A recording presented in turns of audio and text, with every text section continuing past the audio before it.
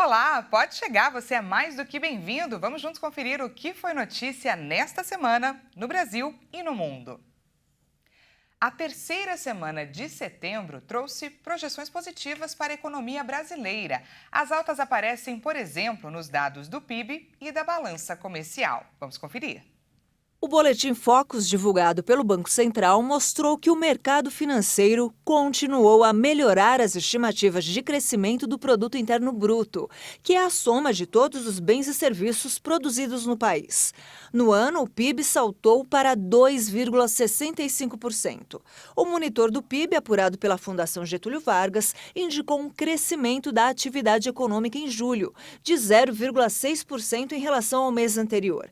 Na comparação com julho de 2021, a economia evoluiu 3,1% e no trimestre móvel encerrado em julho, a expansão foi de 3,3%. Em termos monetários, a estimativa é que o acumulado do PIB até julho de 2022 tenha alcançado em valores correntes quase 5 trilhões e meio de reais.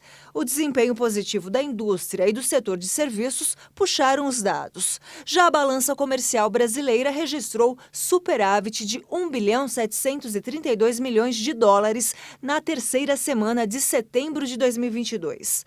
O valor alcançado com exportações foi maior que com importações.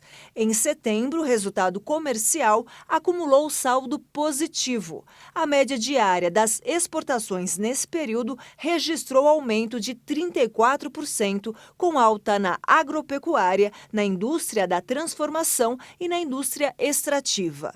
No ano, o saldo é positivo, em mais de 47 bilhões e meio de dólares. A produção e exportação do café brasileiro devem crescer mais neste ano. A estimativa é apontada por um levantamento do IBGE. A produção brasileira de café deve fechar o ano com um crescimento de quase 10% na comparação com 2021. A estimativa do Instituto Brasileiro de Geografia e Estatística é de alta de 9,6%, com 53 milhões de sacas de 60 quilos. Ainda segundo os dados do IBGE, de julho a agosto de 2022, o aumento não foi tão alto, de 0,9%. Segundo o relatório do Conselho dos Exportadores de Café do Brasil, a receita com as exportações brasileiras do produto alcançou o recorde histórico de cerca de 6 bilhões de dólares de janeiro ao fim de agosto deste ano. O número representa um crescimento de 6,4% em relação aos primeiros 8 meses de 2021. Uma pesquisa da Associação Brasileira de Defesa do Consumidor mostrou que a boa e velha prática de pesquisar preços está cada vez mais na moda. E o detalhe mais importante é que o simples ato de comparar antes de ir ao supermercado pode render uma economia anual de até R$ 3.000. Os técnicos da Proteste analisaram mais de 92 mil preços em 700 supermercados, hipermercados e lojas com descontos de 6 capitais brasileiras.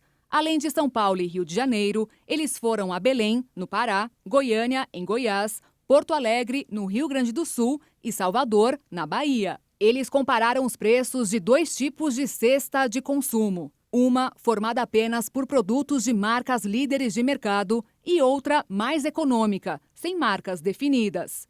No caso da cesta econômica, aquela onde o consumidor coloca apenas os produtos que dá para pagar, a economia variou de R$ 1.100 em Goiânia a R$ 3.034 no Rio de Janeiro. Já em relação à cesta com os nomes líderes, comprada por quem não abre mão da marca e não terá problemas no caixa, a diferença de preços entre os estabelecimentos é significativa. Varia de R$ 940 em Porto Alegre a R$ 2.265 em São Paulo. Por isso, os técnicos têm uma cartilha que, segundo eles, não falha para quem quer gastar menos. E é simples. Basta você fazer uma lista antes de sair de casa, não fazer as compras com fome, evitar levar as crianças ao mercado, não deixar passar muito tempo entre uma compra e outra, ter cuidado na compra de grandes embalagens de produtos perecíveis para evitar desperdício e observar os produtos que estão nas prateleiras acima e abaixo da altura dos olhos, que podem trazer preços mais baratos. Ficou provado na pesquisa que a diferença de preços do mesmo produto entre um mercado e outro pode variar muito. Houve casos de itens vendidos 500% mais caros na mesma cidade. No caso, vale a cartilha. O que não é recomendável é ter preguiça na hora de pesquisar. Tem que pesquisar, sim. E você sabe qual é o alimento mais fraudado no Brasil e também no mundo? É o azeite de oliva. Isso porque as empresas se aproveitam da alta demanda e escassez do produto, além do alto valor agregado e preços elevados, para adulterarem o azeite e ampliarem a margem de lucro. O Ministério da Agricultura, Pecuária e Abastecimento, junto com a Agência Nacional de Vigilância Sanitária, sempre estão de olho e realizam operações periódicas para combater essas fraudes. Em dezembro do ano passado, por exemplo, uma rede de fraudadores que atuava em todo o país foi desfeita e o resultado disso foi a apreensão de 150 mil garrafas e a proibição de venda de 24 marcas, que só levavam o nome de azeite de oliva, porque o azeite em si, nada. Em anos anteriores, outras investigações chegaram a observar que entre 40% e 60% dos lotes de azeites analisados não passavam nas avaliações de qualidade. Por mais que não faça mal à saúde, a Associação Brasileira de Produtores, Importadores e Comerciantes de Azeite de Oliveira explica que a adulteração mais simples acontece quando o sumo da azeitona é diluído em outros óleos mais baratos, como o de soja. Por serem muito parecidos e se misturarem bem,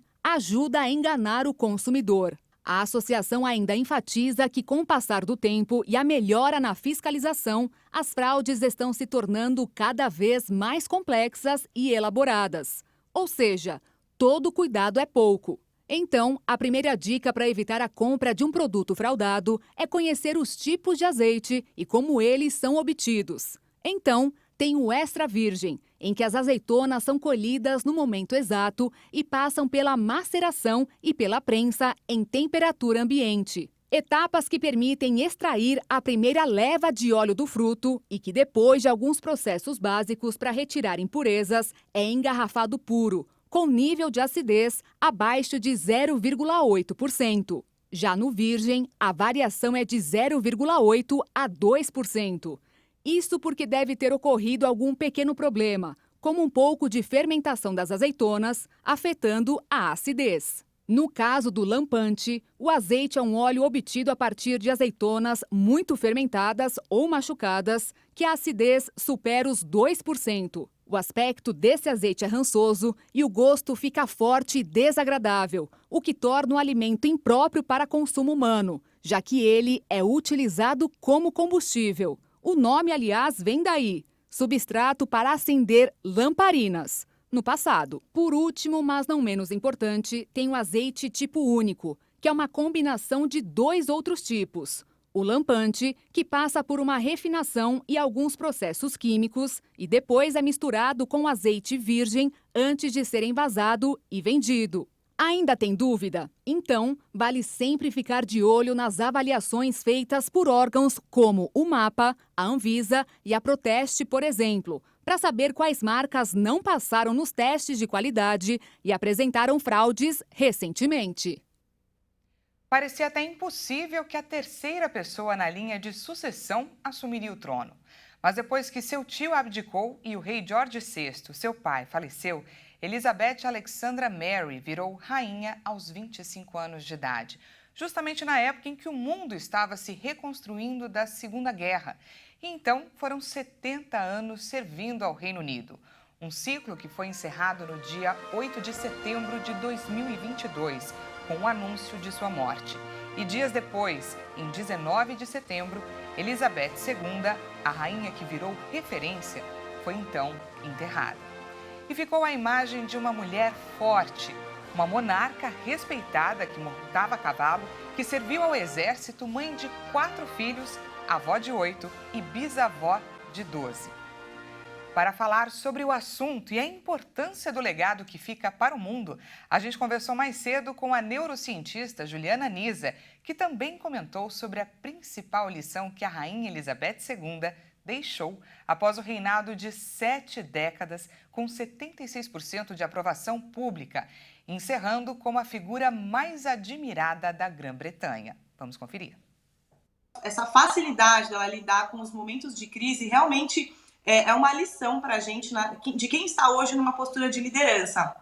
Eu acredito que isso pode ser replicado não só no reinado como um todo, em posturas de liderança como essas, mas de liderança no geral. Acho que é um aprendizado para todos nós, né? E principalmente porque ela teve uma aprovação e uma aceitação muito grande do público. E eu acredito que o carisma e a forma como ela lidava com as pessoas, isso é realmente fantástico e a gente pode duplicar. A rainha, ela deixou um legado para a gente. A postura, o carisma, a dicção, a forma como ela se comunicava com o povo e principalmente essa simplicidade ao mesmo tempo, realmente é uma liderança que vai ficar para a história, não tenho a menor dúvida. Pois é, simplicidade e liderança. E veja a seguir, empregos na área de saúde do Brasil crescem no trimestre encerrado em junho. Nós voltamos já!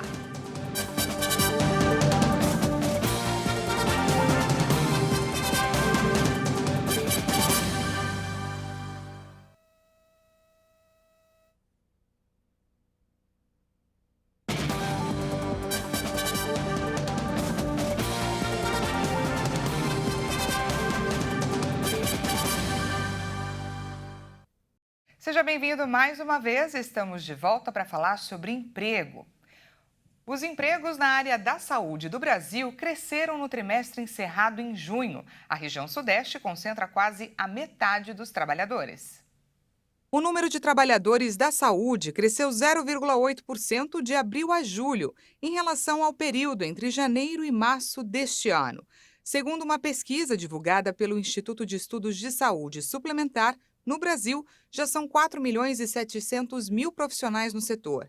Desse total, 3.700.000, ou 79%, são funcionários com carteira assinada de estabelecimentos particulares. O setor privado teve alta de 1,2% no segundo trimestre, enquanto o público registrou uma queda nos empregos de 0,9%. Os empregos na área da saúde permaneceram estáveis em relação ao mês anterior, mas seguem com tendência de alta, acompanhando a economia geral, que teve um crescimento ainda maior no trimestre. O levantamento mostra que praticamente metade dos trabalhadores da saúde está concentrada na região sudeste. Em seguida, aparece o Nordeste, Sul, Centro-Oeste e Norte. Ainda de acordo com a pesquisa, no segundo bimestre, o Norte teve o maior crescimento de funcionários, de 5,5%, seguido do Sul, com 2,2%. Já a região Nordeste foi a única com redução de empregos, de 1,1%, puxada pela queda no setor público, de 5,6%. A Organização Mundial da Saúde emitiu um alerta nesta semana sobre os riscos de morte provocadas pelas doenças crônicas não transmissíveis. Vamos conferir. As doenças crônicas não transmissíveis, como diabetes, obesidade, câncer e doenças cardíacas, são responsáveis por 74% das mortes no mundo todo. De acordo com um relatório divulgado pela Organização Mundial da Saúde, cerca de 41 milhões de pessoas morrem a cada ano por conta dessas doenças. 17 milhões com menos de 70 anos de idade. No Brasil, cerca de 75% dos óbitos anuais são causados por essas doenças. Ao contrário do que muitos pensam, esses tipos de doenças não são um problema particular dos países mais ricos. Segundo a organização, 86% das mortes prematuras causadas por doenças crônicas acontecem em países de baixa ou média renda. Os maus hábitos como o sedentarismo, tabagismo, alcoolismo e a adoção de dietas pouco saudáveis contribuem para o surgimento de doenças crônicas. O tabaco sozinho causa mais de 8 milhões de mortes por ano.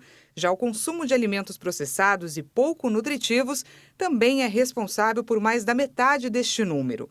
Já o alcoolismo mata quase 2 milhões de pessoas anualmente, enquanto o sedentarismo é responsável por cerca de 1 milhão de óbitos. A OMS alertou que intervenções econômicas podem ser aplicadas globalmente com o objetivo de prevenir ou reduzir os impactos das doenças.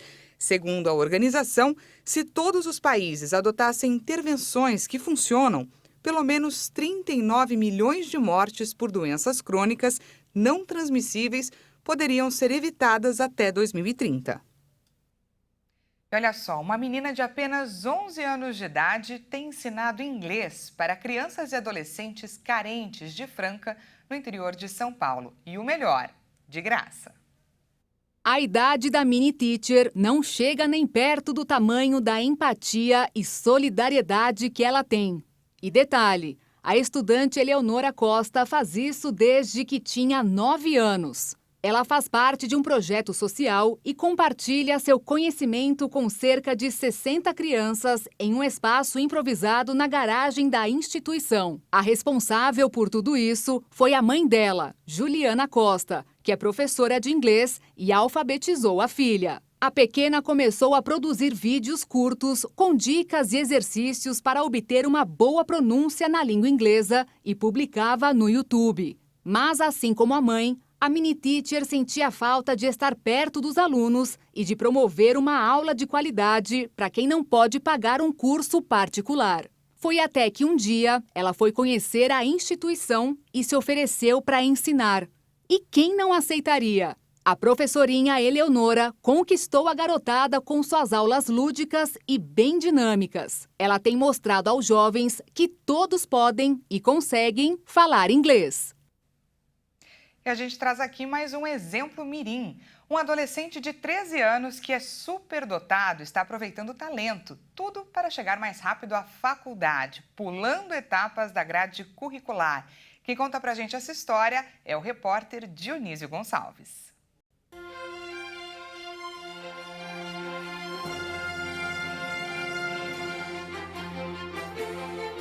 Laurismara sabe bem como é ter alguém por perto que consegue aprender com mais facilidade. Ela é mãe do Caio, de 13 anos. Desde muito cedo, o garoto apresenta um desempenho nos estudos acima da média para a sua idade. Quando ele era mais novo, a gente começou a perceber na própria escola e dentro de casa também, com os primos, né, que tinha muita diferença no aprendizado, que ele tinha muita facilidade para aprender as coisas.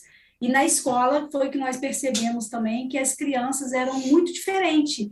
Na faixa etária dele, ele era muito mais desenvolvido no aprendizado, né, nos conteúdos. O adolescente já avançou 3 séries e sua mãe quer que ele pule mais uma para que ele possa fazer o curso escolhido na faculdade depois de passar no Exame Nacional do Ensino Médio, Enem. E agora mais esse feito, nós conseguimos fazer o avanço de série, ele se forma esse ano, ele avançou 4 séries escolares. Crianças e adolescentes superdotados possuem características bem particulares. Ter um filho com habilidades especiais é um desafio para qualquer pai e mãe. É uma satisfação ver seu filho se desenvolver mais rápido. Isso é incrível, porque eles se destacam, eles são motivados, eles são engajados, são pessoas que muito provavelmente, se acolhidas do ponto de vista emocional, vão se destacar na vida, né? Vão trazer feitos que fazem a diferença socialmente falando mesmo.